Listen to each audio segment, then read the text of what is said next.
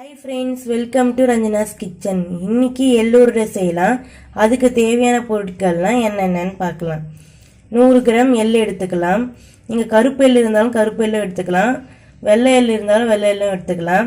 75 gram வெல்லம் எடுத்துக்கலாம்.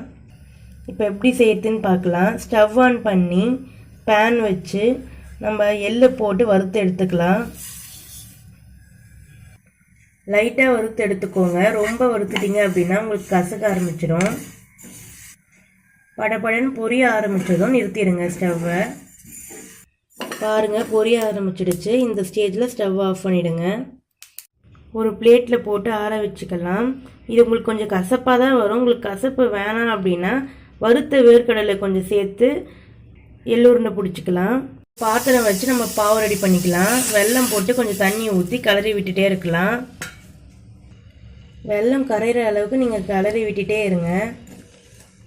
இந்த மாதிரி வெல்லம் கொதிச்சு மிட்டாய் பதத்தில் வரணும். அந்த அளவுக்கு கிளறி விட்டுட்டே இருங்க.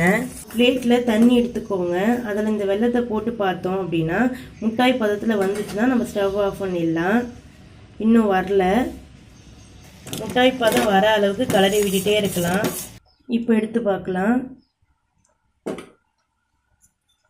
பாருங்கள், உங்களுக்கு மிட்டாய் பதத்தில் வந்துச்சு. இந்த ஸ்டேஜில் ஸ்டவ் ஆஃப் பண்ணிடலாம். இப்போ எள்ளு போட்டு கிளறி விட்டுட்டே இருக்கலாம்.